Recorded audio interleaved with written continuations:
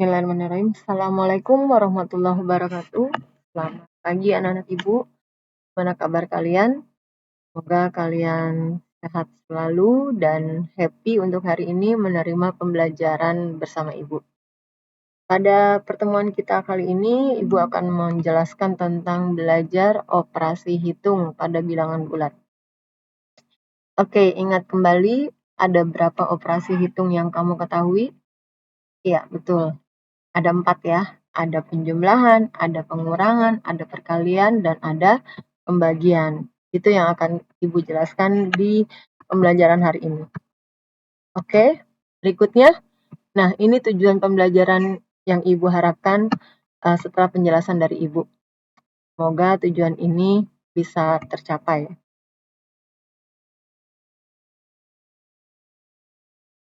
Oke, kita mulai belajar. Tolong untuk anak-anak ibu, posisi duduk kalian adalah duduk siap, tidak disenderkan badanmu ke tembok ataupun ke meja ya, agar tidak terlelap. Oke, kita mulai pembelajaran hari ini. Ya, perhatikan contoh berikut. Sebelum ibu lanjut, ibu ingatkan kembali ya, di dalam operasi hitung, penjumlahan, pengurangan, perkalian, dan pembagian, ini ada level-levelnya ya, antara perkalian, penjumlahan, pembagian, dan pengurangan. Yang tertinggi yang mana? Iya betul, pinter. Yang tertinggi adalah perkalian dan pembagian. Artinya, jika kalian menemukan soal seperti ini, operasi hitungnya ada semua, pengurangan ada, pembagian ada, penjumlahan ada, dan perkalian ada, maka yang kalian kerjakan terlebih dahulu adalah perkalian dan pembagian. Ini boleh dilakukan secara bebarengan ya, atau bertahap, pembagian dulu baru perkalian. Atau sebaliknya, perkalian dulu baru pembagian.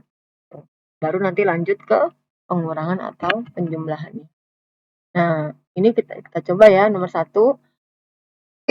Nah, ini langsung bisa nih, bebarengan. Ini kita bagi, ini kita kali. Min bagi min, plus. 39 bagi 3, 13. 46-nya ini tetap ditulis ya, karena dia belum kita papakan, jadi tetap. Lalu 5 sama 2 sama 4 nih, kita kalikan. Plus kali min, dia min, 5 kali 4, 20. Nah, kalau udah seperti ini, tinggal kamu urut aja. 46 tambah 13 berapa? Lalu dikurangi 20. Maka dapatlah hasilnya 39. Saya nomor 1 ya. Oke, lanjut nomor 2. Nomor 2 hampir sama dengan nomor 1.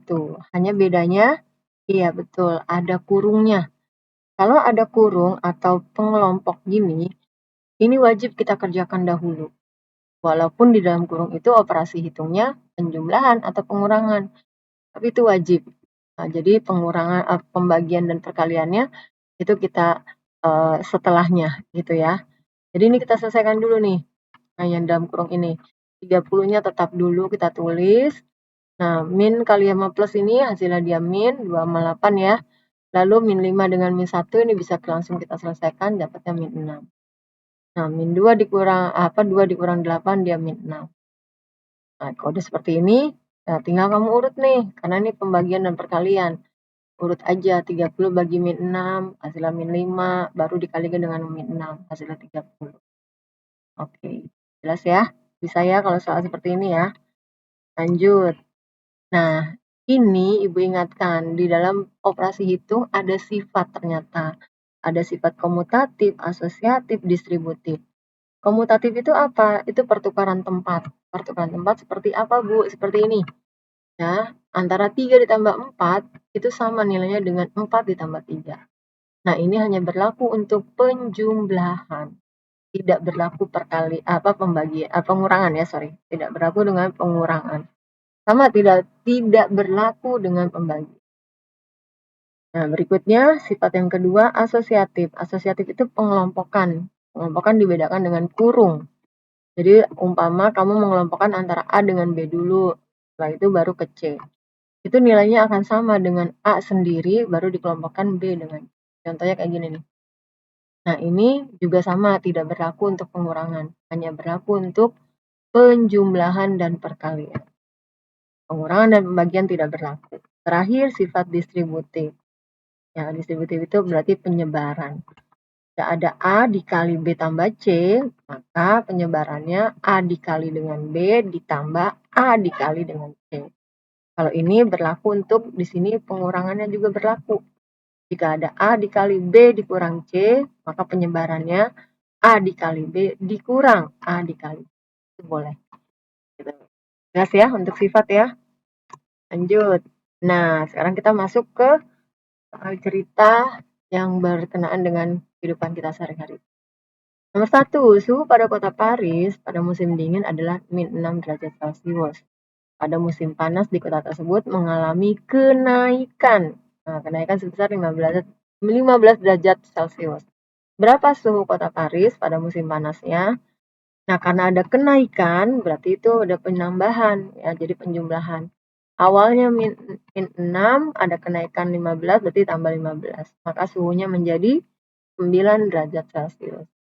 Kalau ada pengurangan atau suruh mencari selisih, nah yang kamu kerjakan itu suhu akhir dikurang suhu awal. Gitu ya.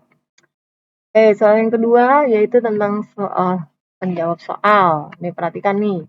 Dari 40 soal tes, jawaban benar diberikan skor 4. Salah min 1 tidak dijawab 0. Nah, si Hasan benarnya 28, tidak dijawabnya 5. Berapa ya skor Hasan? Nah, ini harus kita urai. Perhatikan juga, Ibu ingatkan dalam menjawab soal cerita harus memahami soal. Apa maksud soal, apa tujuan soal, apa yang ditanya dari soal. Kalau kalian baru baca sekali belum memahami, boleh kalian baca 2-3 kali. Nah, soal ini kita urai nih, soal yang dijawab Hasan, benarnya berapa, tidak dijawabnya berapa, berarti ada yang dijawabnya salah. Ternyata yang dijawab salah ada 7. Dari mana 7? Ini yang dalam kolom ini caranya ya. Ini caranya. Dapat 7 itu dari 40 jumlah soal tes, kurang 28 yang benar dari Hasan, 5 yang tidak dijawab. Maka dapatlah 7 yang salah. Maka skor Hasan tinggal kamu kaliin. Yang benar kalikan dengan skor 4, yang salah kalikan dengan 0, yang 7 dikalikan dengan 1. Lihat tanda-tanda merah yang Ibu tulis ya, ini artinya untuk menyatakan sama. Jumlahkan semua, skornya dapat 105. Jelas ya? Ya, paham ya untuk soal seperti ini. Sekarang lanjut. Nah, perhatikan kalau soal seperti ini nih, modelnya suruh menyatakan pernyataan benar atau salah. Ini juga sama. Kamu baca soalnya, kalau emang perlu dihitung, hitung dulu supaya jawaban kamu benar. Oh ini benar, oh ini salah gitu. Jadi dihitung dulu nih. Di sini kan dia membicarakan 2 orang siswa ya, si Andi dengan Budi dalam mengerjakan soal. Kita urai dulu, Andi berapa ya dapat soalnya seperti tadi ya, cara menjawab soal yang si Hasan. Sampai dapat skor Andi 77. Lalu Budi berapa juga? Ternyata dapat Budi skornya 79. Barulah kamu bisa menjawab pernyataan. Pernyataan pertama, Andi harus melaksanakan remedial. Nah, kamu lihat batas remedialnya berapa? Oh, 78. Sementara Andi 77 dapatnya. Berarti benar nggak harus remedial? Nah, lalu Budi harus remedial. Budi dapat skor berapa? Oh, 79. Batasnya 78. Berarti lebih 1. Maka pernyataannya salah. Lalu selisih nilai Andi dengan Budi. Di sini 1. Benar nggak? 79 dengan 77 selisihnya 1. Salah ya, berarti pernyataannya salah. Maka kalian jawab di sini nanti pernyataan 1 benar, si Andi harus remedial. Pernyataan 2 salah, Budi tidak remedial. Selisihnya salah, harusnya selisihnya 2. Seperti itu jawabnya. Saya anak ibu ya. Oke, lanjut. Nah, menentukan faktor prima. Faktor prima namanya juga prima ya, berarti kita berhubungan dengan bilangan prima. Dimulai dari 2. Nah, ini menggunakan pohon faktor. 48 bagi 2, 24 bagi 2, terus bagi 2. Sehingga diperoleh 48 itu, 2-nya ada berapa? Ada 4, jadi 2 pangkat 4 kali 3. Lalu 56 juga sama, bagi 2 bagi 2. Itu ya, sampai dengan tidak bisa lagi dibagi. Selesai, 2-nya ada berapa? Ada 3, berarti 2 pangkat 3 kali 7.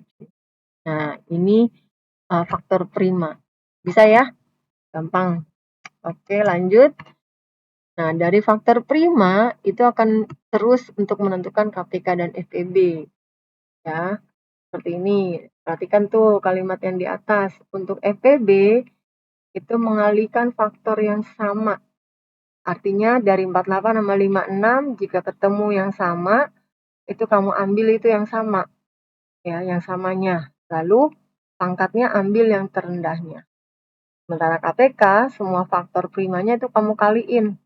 Yang dari 48, dari 56 dikalikan semua, tapi begitu dapat yang sama, ambil pangkat yang tertinggi kalau KPK. Jangan sampai salah ya.